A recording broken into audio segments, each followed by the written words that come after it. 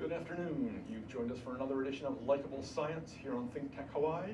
I'm your host, Ethan Allen. Joining me today in the ThinkTech studios is ThinkTech's own Jay Fidell. Nice to be with you, Ethan. Good to see you again, Jay. Jay and I are going to talk today about an up-and-coming technology that has a potential to transform everyone's life here, and that is self-driving cars. Now, I confess to a little bias on self-driving cars myself. I'm very nearsighted. I don't drive. I can't wait for these things to be on the road, you know. And they are on the road. So, but I think they bring up a whole sort of multiple sets of questions that I hope we'll go through here in the next half hour, 45 minutes, whatever. One, the underlying technology. So how good is it? How safe is it? Two, the legal aspects, and your expertise here can shine on this. But three, and perhaps most interesting of all, I think, is sort of the larger moral questions that it's going to bring when we have these driverless cars on the road. So, shall we start? Yeah, first thing is ThinkTech High. That's our Twitter handle.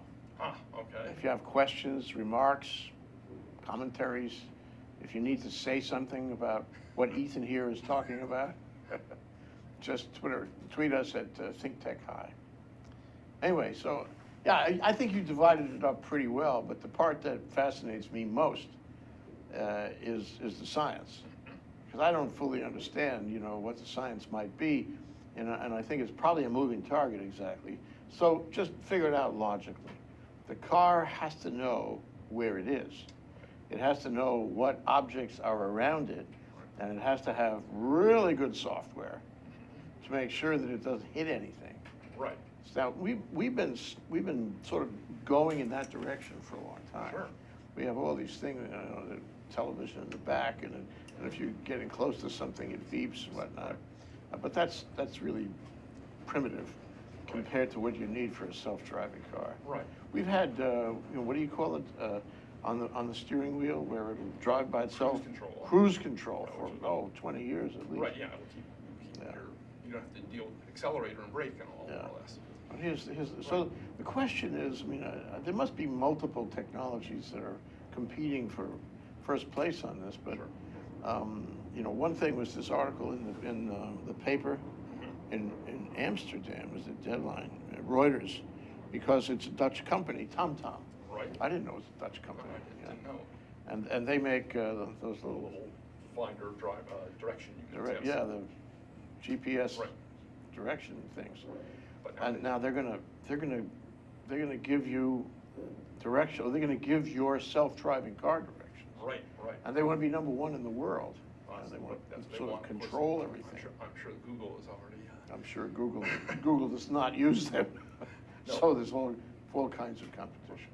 But Google Maps will already download and talk you through your directions and all too. So. Yeah. But and these cars are actually already out on the road. They've been tested. They've driven something like 300,000 miles at least as of late last year, I think, and probably a lot more now. With, as far as I know, no accidents that they've caused. A couple of them have been hit by human-driven cars. Yeah. But well, you can't always avoid that. It's a computer, so you say, look, if you are going to hit something, don't stop. We're going to have to take a quick break, but we'll be right back to talk again.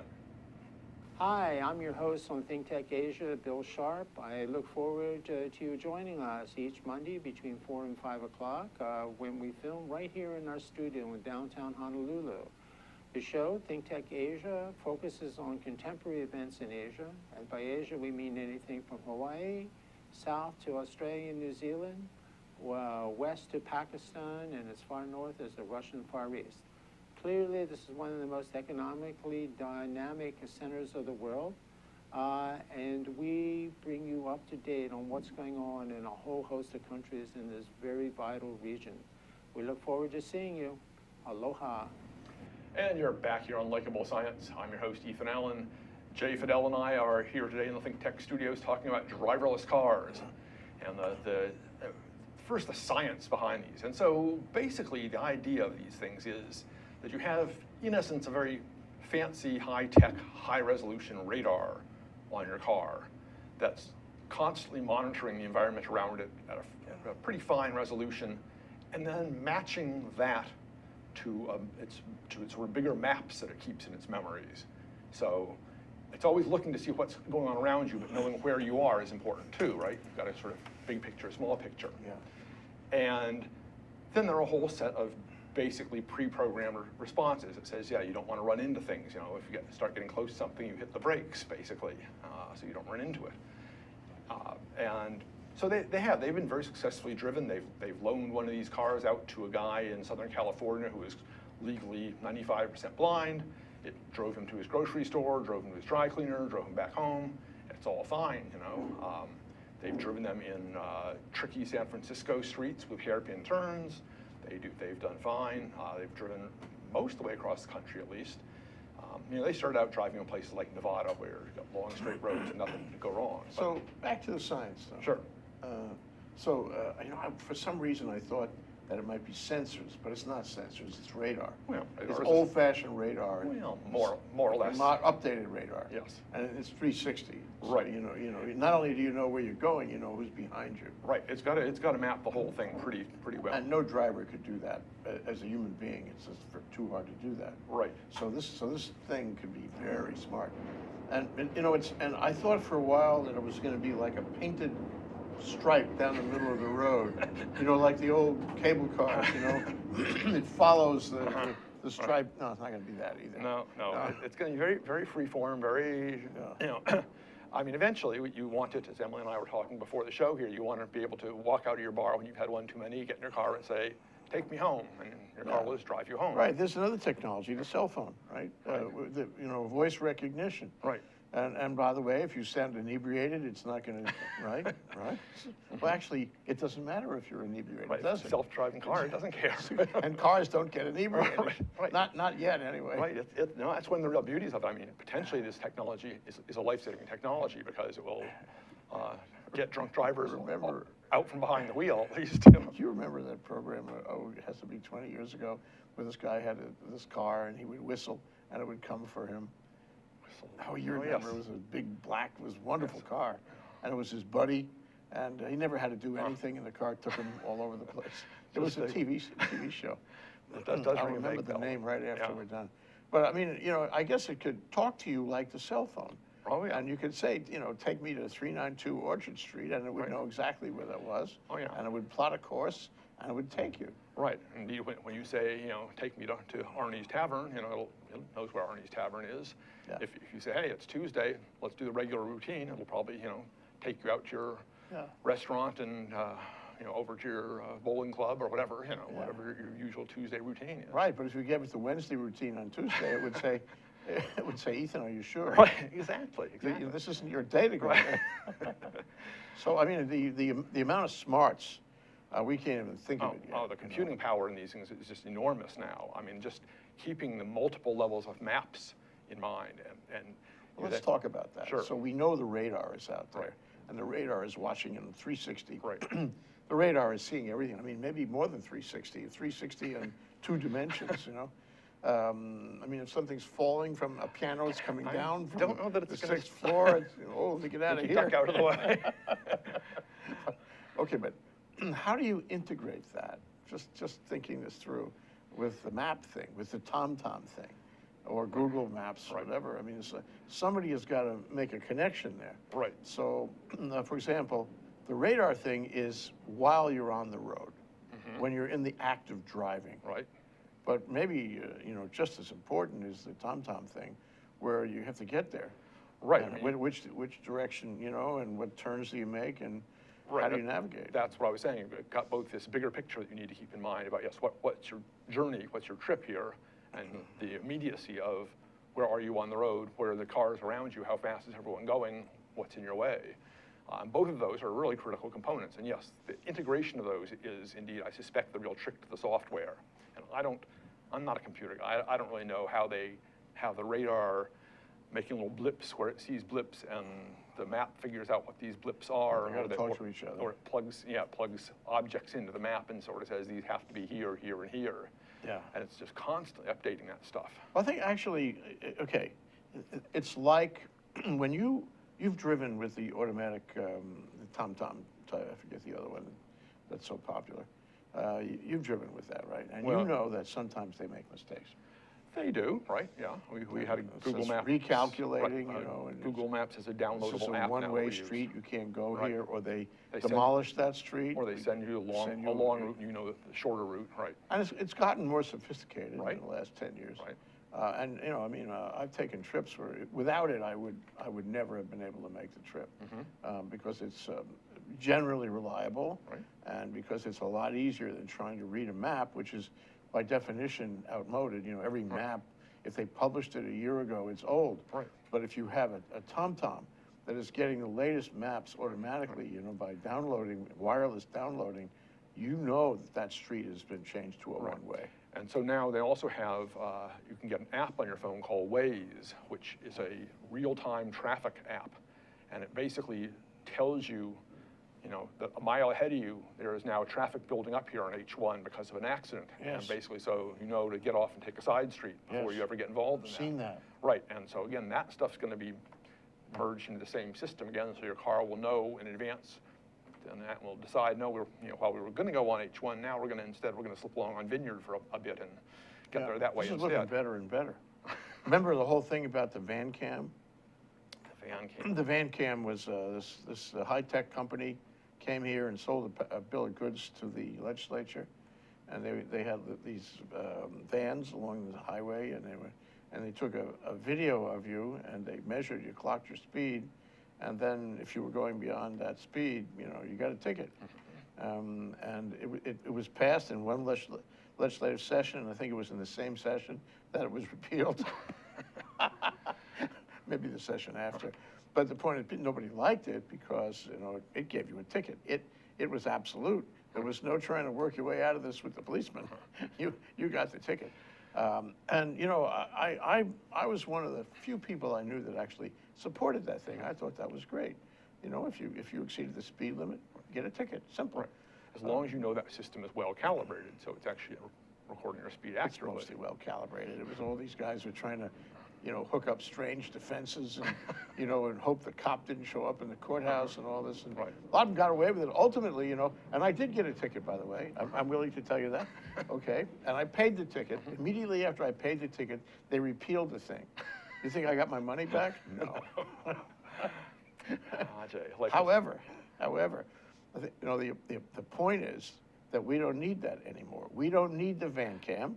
We don't need the stop sign mechanism that can tell if you went through a stop sign inappropriately, Right.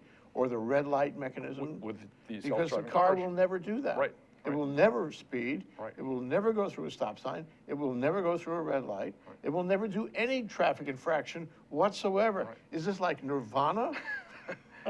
Well, exactly. No, I mean, you can see the potential, and you know, I like to look at a future and think someday, yes, when essentially all the cars on the road are self-driving, yes, the whole system should run smoothly, of course, until that big day when you know the sort of central computer breakdown, which is everything That would grinds be to a halt. bad. We have to talk about the problems too, yeah. But the transition is not going to be as straightforward, but it'll be a good trial by fire, you know, to get these self-driving cars out when they get on the road, and there's a lot of non-self-driving cars on the road, because the self-driving cars are going to have to cope with the sort of the idiot humans behind the wheel, right, who will not behave in ways that a self-driving car should, right? But you know, as you said it earlier, is that the likelihood is that the human drivers will be much worse than the automated cars. The automated cars, you know, they're going to follow the rules, Right. and if they got the radar thing working, and if the TomTom works, Right. they'll be driving perfectly. And they should signal well in advance of when they're going to make turns, and yes, they should do all this stuff flawlessly, religiously, rigorously, and make the whole driving experience for everyone better, really. I mean, Well, I mean, why do you say that? I'm actually saying I agree with you on it. So I'm a regular driver. I haven't, you know, bought into this technology, and I'm driving my regular car. Next to me, I see an automated car. I'll probably be able to tell. Right, you know? with nobody at the no wheel. windshield. It's a Nobody little first box. clue. You can't tell which is the front or back. And there appears to be no driver. So I'm driving down the street, I see one next to me, and I say to myself, I know the moves that guy's gonna make. Well, you should know. You should, you know. He's going to behave like a very good driver. Yeah. Now, there's two human responses to that. One is, well, okay, then I should make the same moves. I should be just as careful as the automated car. You know, I should see if I can, get up to that standard. Exactly. Or the other, and maybe, this is the human foible, I'm gonna game the system. I know he's not gonna cut in front of me, so I'll cut in front of him. Right. I know he's not gonna exceed the speed limit, so I will. Right. But it's sort of like schools of fish. Have you ever watched, or flocks of birds? Have you ever watched, a flock of birds, and they swirl around, they all move, but they're so beautifully synchronized. And you can envision a whole, highways full of cars all talking to each other, and they'll be doing that same kind of beautifully flawless things. And the birds in a flock don't hit each other. You didn't mention that up till now. The Peloton notion, Peloton is a group of bike riders, so they ride in a group, sure. And they're all looking at each other, watching, and they're drafting the guy in front of them and so on. But it's the birds, it's the flock, it's the squadron, if you will, all working together, and that means they got to talk to each other. We learn things from nature, yeah? Yeah, but it's interesting, because in a big flock of birds or a big school of fish, fish A over here and fish B over there aren't in any real sense in communication, even though the moment fish A turns, fish B will also start turning. I mean, they don't have, there isn't a master controller. They're not all, linked into each and every member. How do you do that without a master controller? How do you make a flock together without a master controller? You have to set up rules about how you behave in relation to your flock mates, basically, and that you always maintain X distance. If they're moving in on you, you're moving away, et cetera. So each one has its own algorithm, independent. Well, yes, but they're all pretty much the same algorithm. All the same. For example, so I really like this. So maybe this is the way geese do it too. I don't know. Geese do it. Birds do it. Even everybody does do it. Let's do it. They do. No, they fly. Cole Porter. Right. Exactly. So well, cultural reference. the gallery is enjoying this. Was it my singing? So if for some reason the car on the right decides that it needs to make a little bit of a turn to the right, okay, the car next to it sees that because it's got everything on the scope. It's monitoring through the radar system. Everybody within within radar range, I guess, has got a whole picture. It's like a combat information center on a submarine. It's got it all. Okay, so it sees that little turn, okay, and it immediately, in nanoseconds, it's turning too because it's part of the squadron. Well, no, because and here's the difference. That is, a flock or a school of fish there's a biological advantage to them all staying closely linked together and moving as one object, because it's a great predator confusion device. You're going to point A, that guy who's signaling for right turn is going to point B.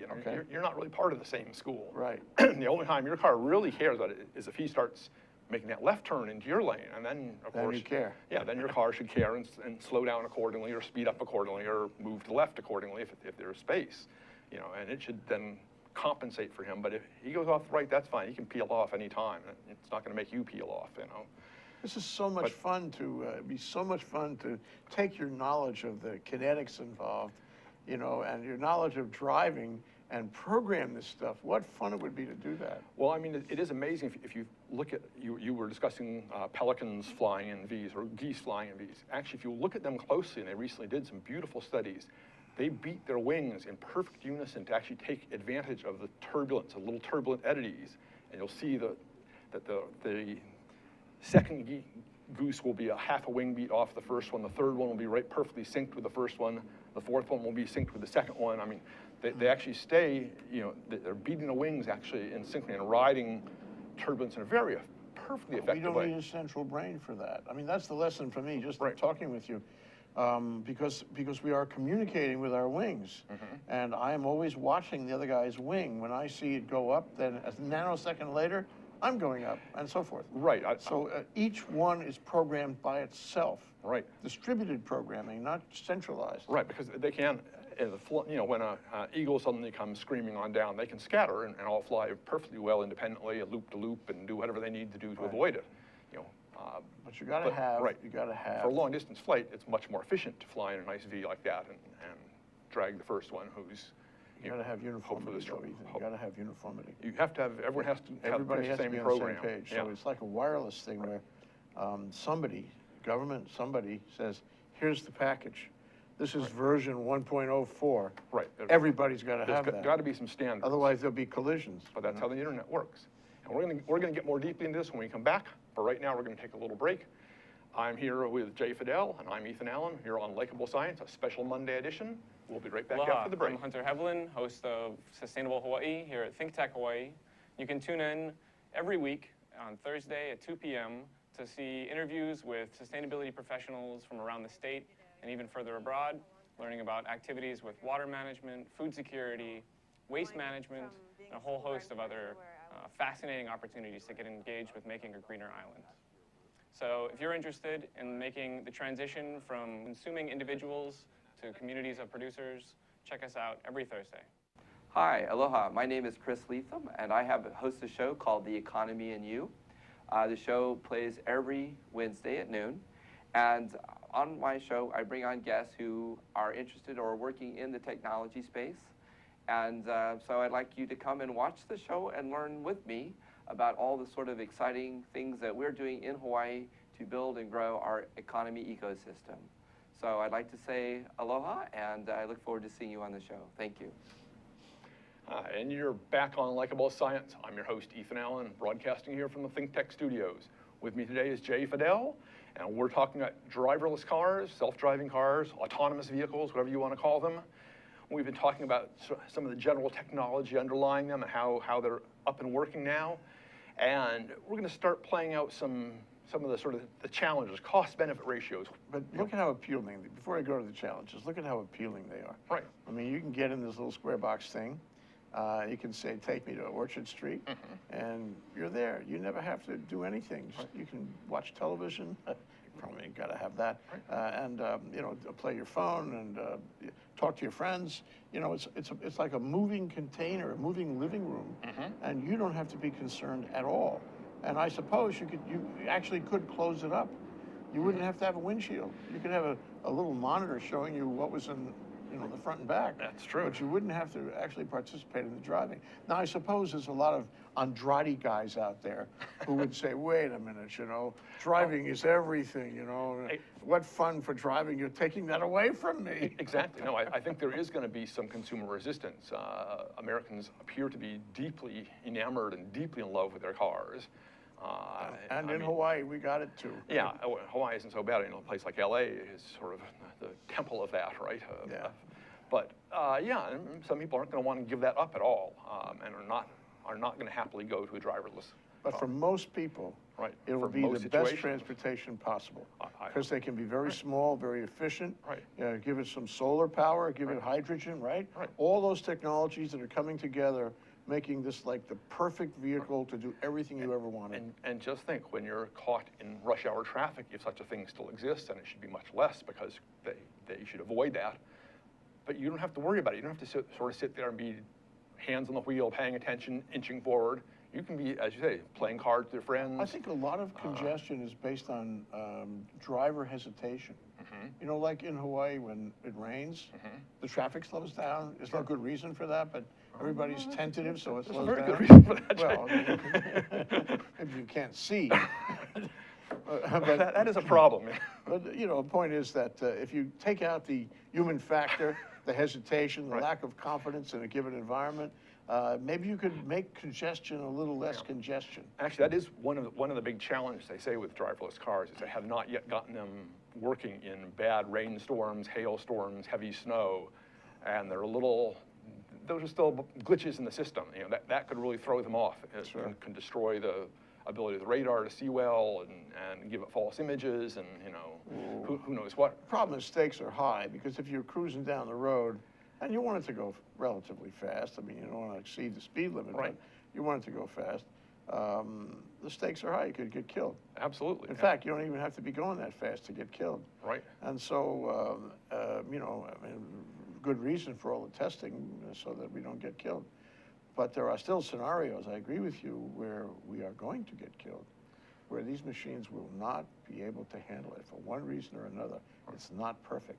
Right. You know, there's no such thing as a perfect car in that sense. And yes, I mean, your car can be doing everything fine, and then, you know, a Mack truck from the other lane swerves over and head in, you know. Yeah, Head well, on so collision, the and, Mack you know. truck loses its ability to navigate.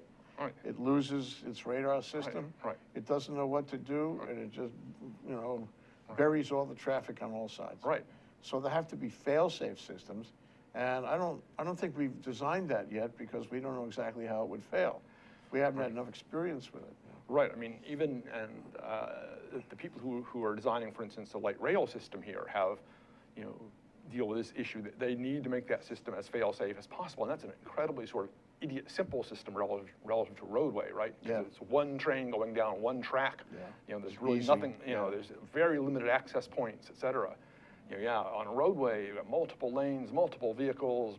You know, drunks can wander onto the road. A deer can hop on the road. All kinds of things can happen, and yeah, your system has to be ready to deal with it. And the people who are designing these admit they're not quite ready for prime time. They can't tell whether that cardboard box is a cardboard box or a brick, you know. And, you know, you can hit the cardboard box with no ill effects maybe, but, you know, a big chunk of rock in the road. Yeah, that's a good You know, distinction. Yeah, you can't tell. Yeah. Well, but they can't wait forever, though. You know, it's just one of those things where you have a calculated risk, and you have to get out there and find out what the true practical risks are so you can fix them. Right. Well, Otherwise, you never find out. So that brings up the whole issue, and they point out that something like 4 or 5 states now have actually laws allowing driverless cars. Most of the rest don't. But what happens when they start getting in accidents? What happens when your driverless car gets hit by somebody else? What is your insurance company, how is your insurance company going to figure liability here? And is it the software's fault? Is it the hardware manufacturer's fault? Is it your own fault for allowing the software to drive your car? I mean, this is going to bring up, I think, some very interesting legal questions that are going to start cropping up here out of this technology. So, well, if you leave it to the machine, and if something goes wrong, then there's always going to be a design issue. And you know, the manufacturer of the car will always be on the carpet, Google, whatever. Well, but that's like saying that all murders are, you know, can be blamed on the gun manufacturers, right? You know. Well, I mean, if you said Orchard Street and left it to the car, and the car, you know, did something bad between here and Orchard Street. No. Now, if you fail to maintain the car, if you should have taken it in or updated the software or who knows what, cleaned the radar devices on the car, then it's your fault. But I think most of the time, it's going to be the manufacturer. And then you get into a whole revision of the whole insurance system, Exactly. which is built around cars everywhere in the world. Right. Started in the U.S., but it's everywhere now. And so we're not going to see the same system. And there's going to be a transition issue around that, too. Exactly. And No, maybe it'll be, you know, no fault in the fullest sense. That there's a pot of money somewhere by the manufacturers, and if anybody gets hurt, you go to the pot of money. Some whole new, brand new system. Could hardly be worse than the current insurance system, right? Well, it's got, you know, using computers, you're so right, you know, computers have changed the insurance industry completely, but not enough.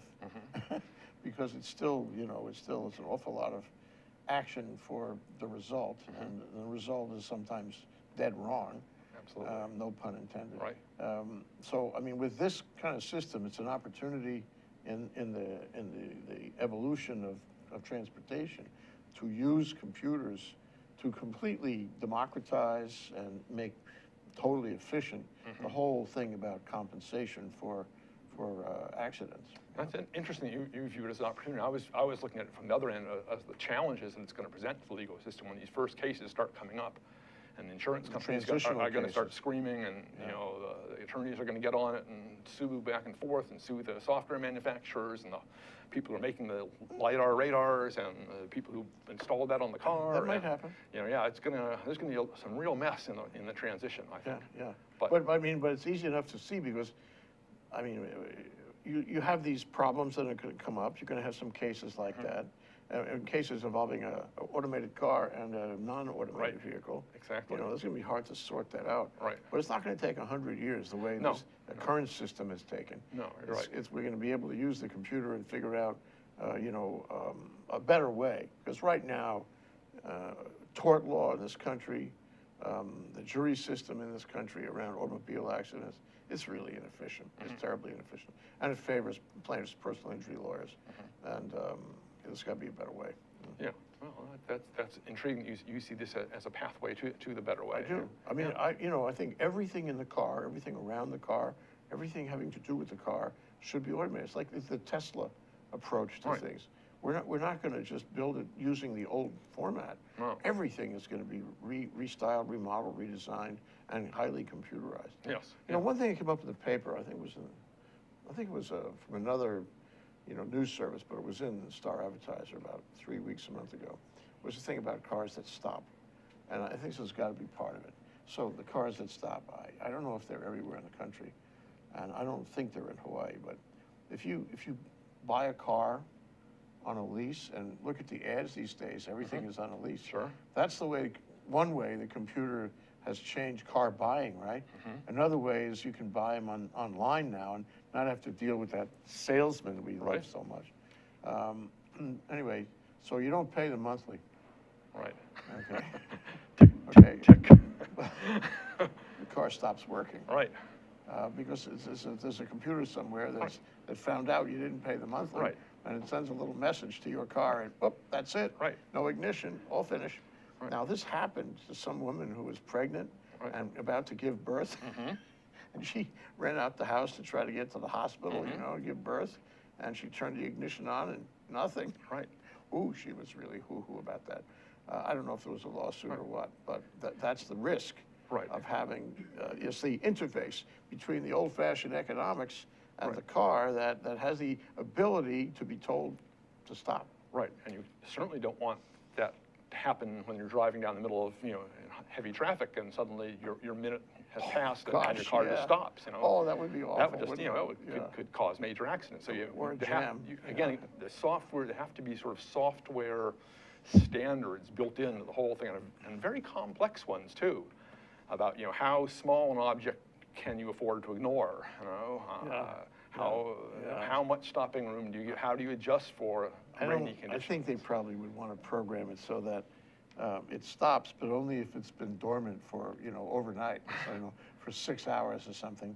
And when you get back in, that's when it doesn't work. Right. Yeah. To stop it in the middle of a highway is just asking for trouble. Right. But if they did that, if they stopped it in the middle of a highway, there would be a lawsuit. Right. Oh, absolutely. Or there should be a lawsuit. Right. For that. Right. So you have to have these kind of changes, this evolutionary shifting of the law built in. But this leads to a whole new thing, though, Ethan. And we can cover it after a break, assuming at some point along you want to take a break. Why do I feel? And what we talk about after the break is suppose I hack your car. Okay, we'll do that, and we'll do another what-if scenario, too, after we come back from the break. But we're watching Likeable Science here on ThinkTech Hawaii. I'm your host, Ethan Allen. Jay Fidell is with me, and we're talking about autonomous vehicles, self-driving cars. Aloha, I'm Keli'i Akina, president of the Grassroot Institute and host on Ehana Kako, a weekly program on the ThinkTech Hawaii broadcast network. Ehana Kako means let's work together. Think of the sad alternative, let's not work together. Here in Hawaii, with all of our diversity and the richness of the people, it's important for us to come together around issues on the basis of what's right and what's good and what's going to serve the common good. And that's what we try to do at Ehana Kako. Every week we interview movers and shakers, people in government, business, and other sectors of society to talk about how to create together a better government, economy, a better world here in Hawaii that can bless the rest of the world. I thank you for your attention to ThinkTech Hawaii, and we look forward to seeing you every Monday, 2 to 3 p.m. on the ThinkTech Hawaii Broadcast Network. We're Ehana Kako, and we wish you well. Aloha. And we're back here on Likeable Science on a Monday afternoon. I'm Ethan Allen, your host of Likeable Science. Jay Fidell, ThinkTech's own CEO, is with me today in the studio. We're talking about driverless cars, these self-driving machines, the technology underlying them, the mechanics of driving them, the legal issues now involved. And Jay just brought up over the little break there, what if somebody hacks your car, your self-driving car? What can they try to do? And yes, they could create all kinds of trouble for you at the very least. I'm reminded of an incident, I think it was Iraq, but it might have been Afghanistan, where we had drones, and the opposition, the adversary, the enemy, bought some dime store gizmo, 5 and dime, that was able to take control of our drones, our multi-million-dollar drones. And it was really embarrassing for the people who designed the drones. But, you don't think of that, because as you're designing this with the radar and the TomTom and the integration of the two and all this really sophisticated algorithm, you don't think about hacking. Security is the last thing. Well, no. Cybersecurity, but it can't be that way anymore, because there are people out there, I'm gonna tell you anything you don't know, there are people out there that have bad intentions. Right. And they would love, if for sport, they would love to drive you off the road by taking command of your car with some dime store, cyber terrorism device. Sure. So that's one issue that we can't solve today, obviously. Let me give you another thing that my wife actually brought up to me that I thought a very interesting idea. So just today, in your driving car, you're driving down the road. Suddenly ahead of you, a whole busload of small children get dumped suddenly onto the roadway. You're speeding down the road at 70 miles an hour or whatever. Your choice is either you run over this whole busload of kids, or you smack your car into a cement abutment and kill yourself. Now that's fine, you're a driver, you've sort of taken on that moral responsibility of making that split-second decision when you got your driver's license, right, when you chose to operate the vehicle. But now we have a driverless car. How have you can't program that into it. Somehow, when you have a driverless car, you are turning that level of sort of moral decision over to this computer, right? And it's gonna make some decision, you don't know what it's gonna say, Does it recognize that those are children and, give them a higher value, and there's multiple of them and only one of you, and therefore it should trash itself and you rather than run over the kids, or does it just plow through the kids? Well, or a more likely scenario is there's an elderly person crossing the street, may be in a crosswalk or not in a crosswalk. Right. Take the Poly Highway right up here, and trying to get across the street, and there's, you can't see very well, and at the last minute, you realize this is, now what do you do? Right.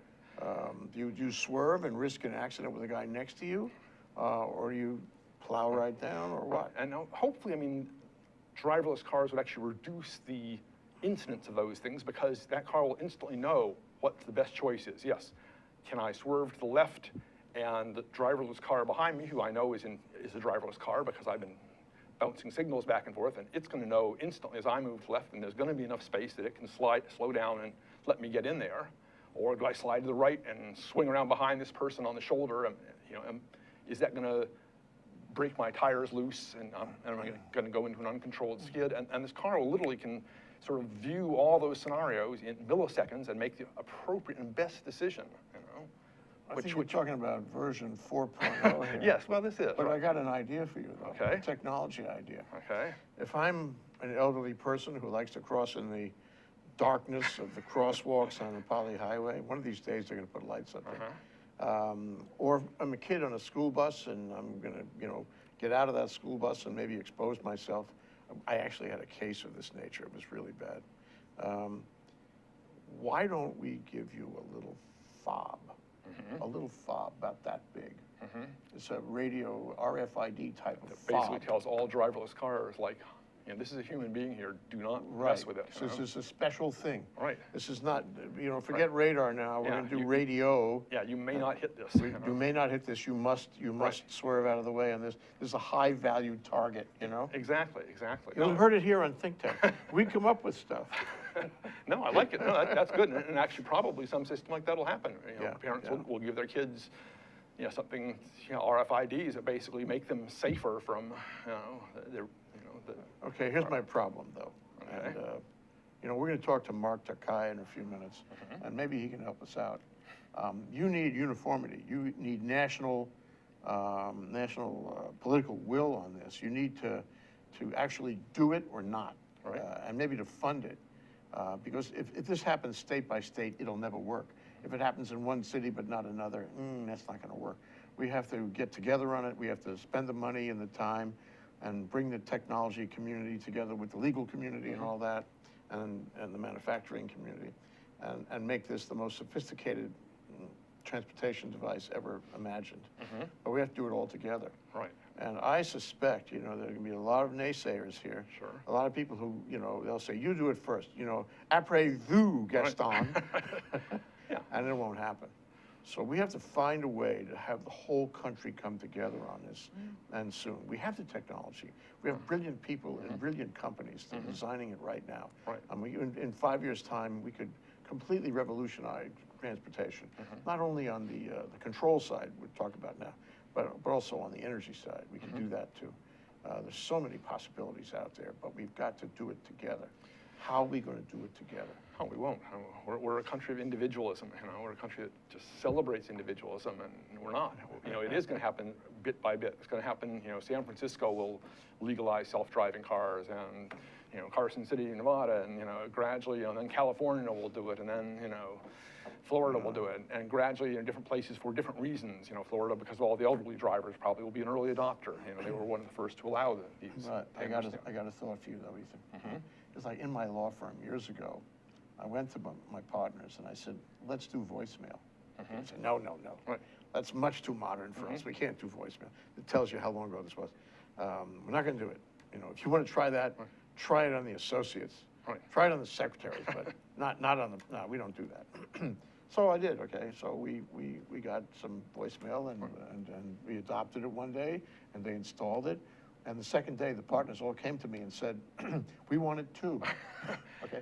So I think what's going to happen in reality, is the clarity of this discussion, is that when it starts rolling in a given community, and when you can see it happening without a lot of bad incident, Critical mass is going to be hit. Everybody and very will want rapidly. Yeah. everybody, Yeah, except every for mom probably, and pop. except for a few holdout states that'll probably, you know, still insist there be a driver behind, you know, holding onto the steering wheel, and cops will be The ticketing Andrade people. phenomenon.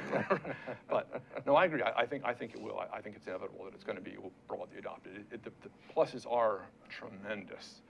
Yeah, there are some risks. There are some obscure cases that, you know, you and I just discussed that may bring up interesting challenges and problems. But fundamentally, it's going to make the whole transportation business in this country different, quicker, more efficient, safer. You know, the arguments against it, I think, are essentially nil. Change the world. Yeah. You change transportation, ground transportation, vehicular transportation, you change the world, and it will happen soon. I predict, you know, they talk about how fast, the articles talk about how fast it's going to happen.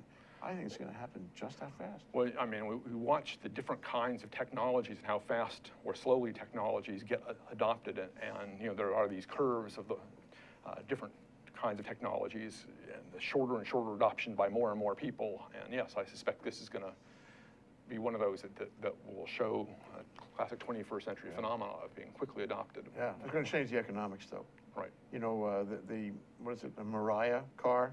I think it's called the Mariah, the Toyota Mariah car. It's a hydrogen car. It's coming to Hawaii this year. It's in California now. And P.S., Ethan, it costs $57,000 for this car. It is not the everyman car. So it changes the economics. If I have a car with a radar and a TomTom and all these algorithms and every, you know.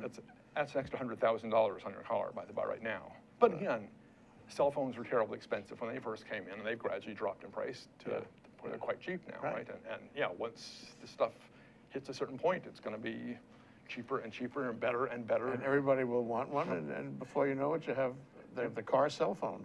Every kind of technology we have ever touched will be in there. Exactly. It's the next cell phone. All right. Well, we're going to wrap it up here, but Jay, it's been fun talking with you, as it always is, about this new technology, and look forward to seeing how our predictions come true here, whether they come true. Have enjoyed it, as usual. So we'll wrap it up for ThinkTech Hawaii for Likeable Science here on Monday. Take care. Hope to see you all on Friday.